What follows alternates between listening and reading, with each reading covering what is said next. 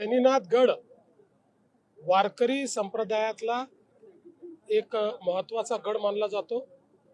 श्री संत वामनभाऊ महाराजांनी या गडाच्या माध्यमातून हजारो लाखो लोकांचं जीवन बदललेलं आहे।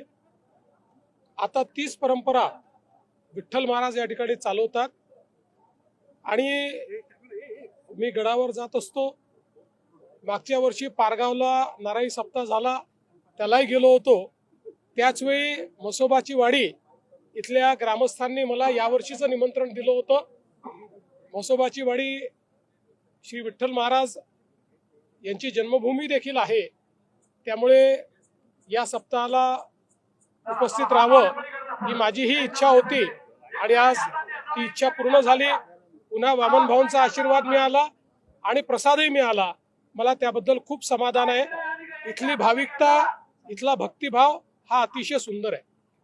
रावरीतलं जे प्रकरण होतं तनपुरेंना माघारी घेण्यात, रावरीचं जे प्रकरण होतं तनपुरेंना माघारी घेण्यात तुम्ही यशस्वी असं आहे की प्राजक्त तनपुरे एक अतिशय चांगले नेते आहेत। त्यांचा मागच्या काळात परफॉर्मन्सही चांगला राहिला आणि म्हणून मी त्यांना विनंती केली आणि त्यांनी ती विनंती मान्य केली, याचा मला अतिशय आनंद आहे। बारामतीची निवडणूक मी आज काँग्रेसचे जे अध्यक्ष आहेत हर्षवर्धन सपकाळ यांना विनंती केली होती की बारामतीमध्ये अजितदादांच्या अतिशय दुर्दैवी आणि दुःखद निधनानंतर आता सुनेत्रा वहिनी उभ्या आहेत आणि आपल्या महाराष्ट्राची परंपरा राहिली आहे की अशा वेळी आपण साधारणपणे बिनविरोध निवडणुका करतो। जसं आर आबांच्या निधनानंतर इथे भारतीय जनता पक्षाने आपला उमेदवार उभा केला नव्हता।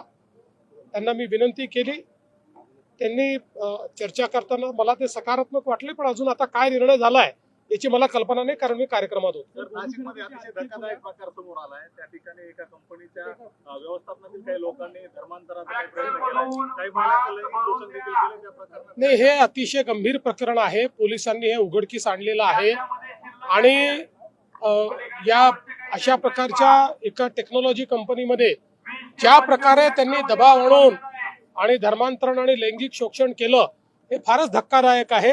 मी पोलिसांना त्या ठिकाणी म्हणजे एक प्रकारे त्यांचं कौतुक करेन की अतिशय वेगानं कारवाई करून याचा पूर्ण पर्दाफाश हा त्यांनी केलाय। तुमचा आणि मुंडे साहेबांचा शेवटचा फोटो पाहून काय वाटलं? मला खूप माझं मन भरून आलं, कारण ज्या शेवटच्या कार्यक्रमात मुंडे साहेब आणि मी होतो त्या कार्यक्रमाचा फोटो आज मला प्रेझेंट मिळाला।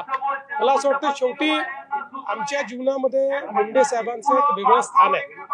आमच्या सगळ्या वाटचालीमध्ये त्यांचा एक खूप मोठा वाटा आहे। त्यांच्याकडनं आम्ही नेतृत्व गुण शिकलो, त्यांच्याकडनं आम्ही कर्तृत्व कसं करावं हे शिकलो, विधानसभेत काम कसं करावं हे शिकलो। त्यामुळे निश्चितपणे अशा प्रकारे तो फोटो मिळाल्यानंतर माझं मन खूप भरून आलं। सर, अहिल्यानगर मधील नवराष्ट्र दुसरा वर्धापन दिन आहे, ते शुभेच्छा। निश्चितपणे नवराष्ट्राला दुसऱ्या वर्धापन दिनाच्या निमित्ताने मी मनपूर्वक शुभेच्छा देतो।